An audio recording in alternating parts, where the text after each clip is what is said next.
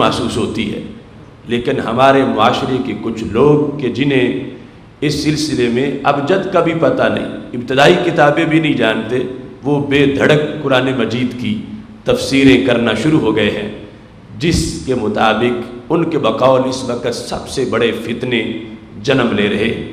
ہمیں اپنے ماحول میں بھی ایسی صورتحال کا سامنا ہے، اور اس وقت ایسے لوگوں سے کہا جائے کہ ہر لینگویج کے کچھ ضابطے ہوتے ہیں، وہ پہلے پورے کرنے چاہیے، پھر اس کا پتہ چلتا ہے اور اس کی روشنی میں اسے بیان کیا جا سکتا ہے۔ تو وہ کہتے ہیں وَلَقَدْ يَسَّرْنَا الْقُرْآنَ لِلذِّكْرِ فَهَلْ مِن مُدَّكِرٍ، اللہ فرماتا ہے ہم نے قرآن کو آسان کر دیا ہے اور تم قرآن کو مشکل بتاتے ہو۔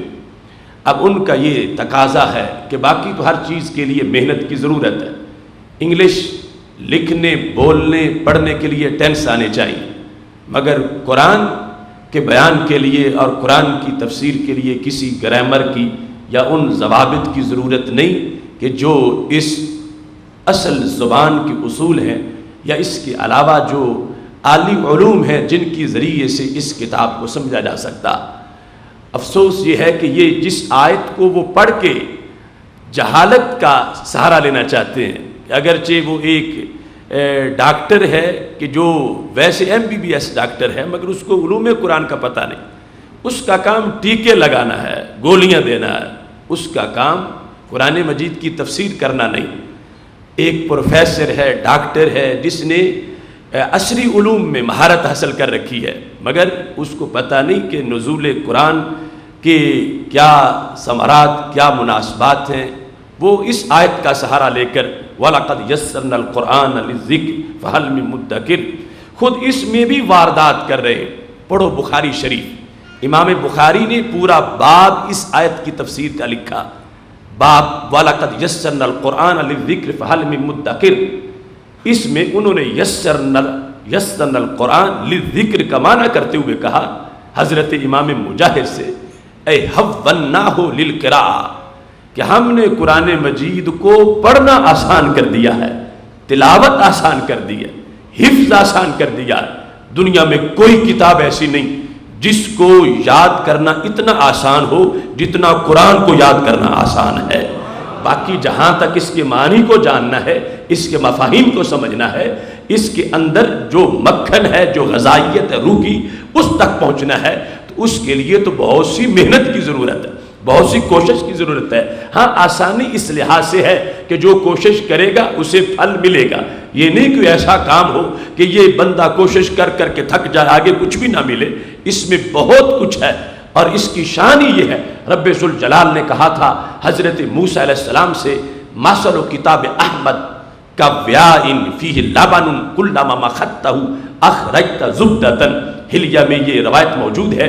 اللہ تعالیٰ نے کہا اے میرے کلیم، میں اپنے حبیب علیہ السلام کو ایسی کتاب دوں گا جس کتاب کی مثال برتن جیسی ہے۔ کیسا برتن؟ فرمایا جو دودھ سے بھرا ہوا ہو۔ کیسا دودھ؟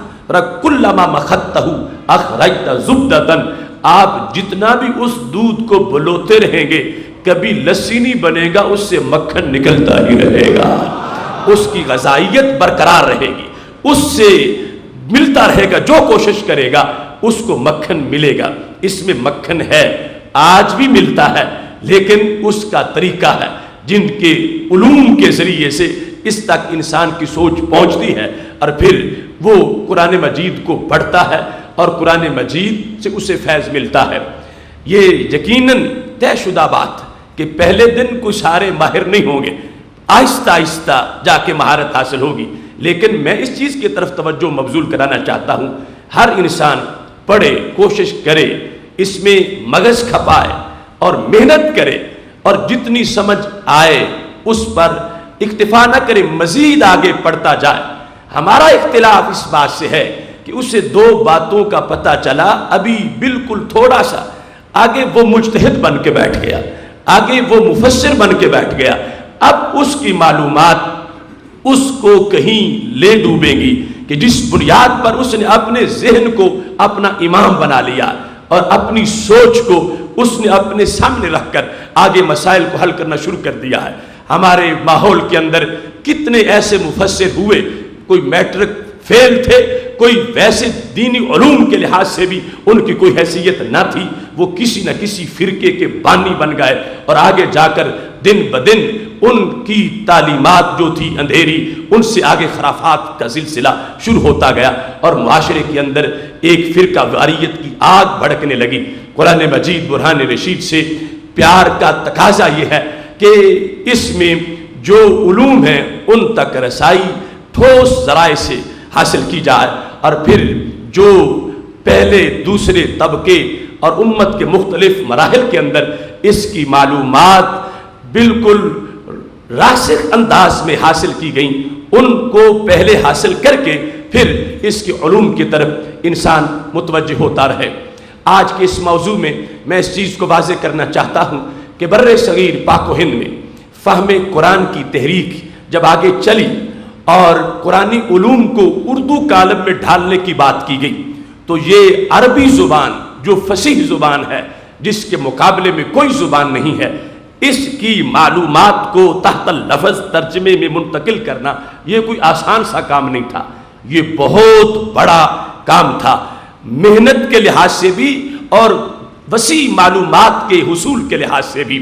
جس وقت اردو زبان میں قرآن مجید کی حکمت کو منتقل کیا گیا، ہمارے سامنے ریکارڈ موجود ہے، وہ لوگ جو بڑے بڑے اپنے طور پر اونچے قد والے تھے، بڑے طائر فکر کی پرواز والے تھے، ہم نے ان کو دائیں بائیں بھٹکتے بلکہ گرتے دیکھا، اور قرآن مجید کا ترجمہ کرتے ہوئے خود قرآن ہی کی خلاف ورزی کرتے نظر آئے۔ لیکن سلام عقیدت ہے بریلی کے اس تاجدار کو کہ جس نے علوم کے سمندر بھی پیے تھے اور عشق کی پرواز بھی کی تھی۔ رب ذوالجلال نے ان کو ایسی حیثیت عطا فرمائی کہ انہوں نے قرآن مجید کی اردو زبان کے اندر جو ترجمہ کی حیثیت تھی، اس میں ترجمانی کا انداز ترجمے کو عطا کیا، اور اس انداز میں کنز الایمان شریف کی شکل میں انہوں نے فہم قرآن کا ایک جہان آباد کیا کہ دوسری زبانوں تک بھی بہت سے لوگ جب اردو کے ذریعہ سے انگلش کی طرف یہ فیض پہنچا، تو آج بھی کنز الایمان کے ایک ایک لفظ کا انداز ایسا ہے کہ ایک طرف 70 تفاسیر کا مضمون ہوگا اور دوسری طرف کنز الایمان کا صرف ایک لفظ ہوگا جو اس سارے مضمون کو ایک لفظ میں بیان کر کے حکمت قرآن کی ترجمانی کرتا نظر آئے گا۔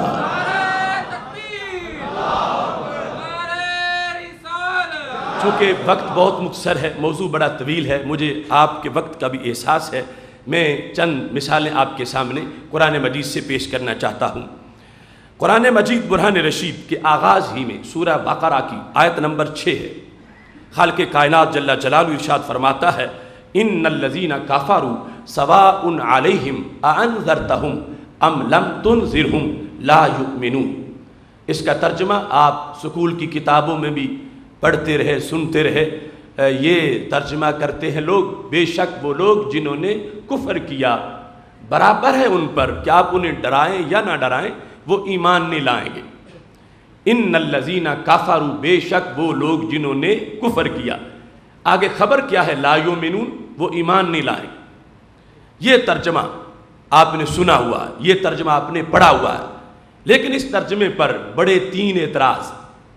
ان الذین کفروا، بے شک وہ لوگ جنہوں نے کفر کیا یا جو منکر ہوئے، جو بھی کہیں کفر کا معنی، سواء علیہم انذرتہم ام لم تنذرہم، اے میرے نبی ان پہ برابر ہے، آپ انہیں ڈرائیں یا نہ ڈرائیں، کیا ہوگا؟ لا یؤمنون، وہ کلمہ نہیں پڑھیں گے، وہ ایمان نہیں لائیں گے۔ اب اس پر سوال یہ ہوتا کہ آج کا کوئی دہریہ منکر قرآن مجید پر اعتراض کے لیے یہی آیت پیش کر سکتا کہ تمہارے قرآن کی خبر ہی معاذ اللہ واقع کے مطابق نہیں، اس کی تو سچی خبر ہی نہیں معاذ اللہ۔ خبر کیا دی گئی کہ جو لوگ کافر ہیں وہ کلمہ نہیں پڑھیں گے، ان الذین کفروا، بے شک وہ جنہوں نے کفر کیا، آگے کیا خبر ہے ان کے بارے میں؟ لا یؤمنون، وہ تو ایمان نہیں لائیں گے۔ تو کتنے لاکھوں ہیں جو پہلے کافر تھے اور انہوں نے پھر ایمان قبول کر لیا۔ تو معاذ اللہ منکر قرآن یہ کہہ سکتا ہے کہ قرآن تو تم کہتے ہو سچی کتاب ہے، اور خبر سچی کیسے نظر آ رہی ہے؟ قرآن کہتا ہے جنہوں نے کفر کیا، تم ترجمہ کرتے ہو جنہوں نے کفر کیا وہ کلمہ نہیں پڑھیں گے، وہ ایمان نہیں لائیں گے۔ حالانکہ یہ بات تو خلاف واقعہ ہے. کتنے کافر تھے، پہلے کافر تھے، پھر کلمہ پڑھا، ایمان والے ہو گئے. اور پھر دوسرا اعتراض یہ ہوگا کہ جب یہ بات ہے کہ جو کافر ہے وہ کلمہ نہیں پڑھیں گے، تو پھر نبی علیہ السلام کی دنیا میں جلوہ گری کا مقصد کیا باقی رہا؟ مقصد تو یہ ہے کہ کافروں کو کلمہ پڑھانا، اور آیت یہ کہتی ہے کہ نبی آپ ڈرائیں یا نہ ڈرائیں وہ کلمہ نہیں پڑھیں گے، تو پھر تو آنے کا مقصد ہی فوت ہو گیا. اور پھر یہاں سے یہ پتہ چلا کہ نبی علیہ السلام کو تبلیغ ہی نہیں کسی کو کرنی چاہیے، ڈرانے نہیں چاہیے. حالانکہ رب ذوالجلال نے فرمایا لِتُنذِرَ قَوْمًا مَا أُنذِرَ آبَاؤُهُمْ، محبوب ہم نے تجھے بھیجا ہی اس لیے ہے کہ جن کے آباء کو نہیں ڈرایا گیا آپ نے ان کو جا کے ڈرانا ہے. اب ادھر یہ کہا جائے کہ ڈرانے نہ ڈرانے کا کوئی فائدہ ہی نہیں، اور ادھر سورہ یاسین میں دیگر مقامات پہ کہا جائے بھیجا ہی اس لیے ہے کہ محبوب آپ نے ڈرانا ہے. اور پھر ایسے ہی قرآن مجید کے نزول کا پھر مقصد کیا باقی رہا؟ جب کافروں نے کلمہ نہیں پڑھنا تو یہ کتاب تو کافروں کو کلمہ پڑھانے آئی ہے. اس طرح متعدد سوالات اور اعتراضات اس ترجمے پر ہو جائیں گے جو ہر طرف آج رائج ترجمہ لوگ کرتے ہیں، لوگ پڑھتے پڑھاتے ہیں، اور اس طرح قرآن مجید برہان رشید کے معرف کی بات کی جاتی ہے. اس سلسلہ میں پہلے چند تراجم آپ کے سامنے پیش کر دیتا ہوں، آپ کو پتہ چلے گا کہ کس فضا میں امام احمد رضا بریلوی کی فکر اڑی اور انہوں نے قرآن مجید کی حقیقت بر صغیر کی آفاق پر واضح کی. جو پہلے جا چکے تھے ان کی غلطی بھی ظاہر ہو گئی، اور جو قیامت تک صحت مفہوم کے ساتھ پرواز کرنا چاہتے تھے ان کے لیے فکر رضا نے مرشد کا کردار بھی ادا کر دیا. چند تراجم موضح القرآن شاہ عبد القادر دہلوی وہ ترجمہ کرتے ہیں، وہ جو منکر ہوئے برابر ہے کہ تو ان کو ڈراوے یا نہ ڈراوے وہ نہ مانیں گے. جو منکر ہوئے وہ نہ مانیں گے. ترجمہ شاہ رفیع الدین دہلوی تحقیق جو لوگ کافر ہوئے برابر اوپر ان کے کیا ڈرائے تو ان کو یا نہ ڈرائے تو ان کو نہیں ایمان لاویں گے.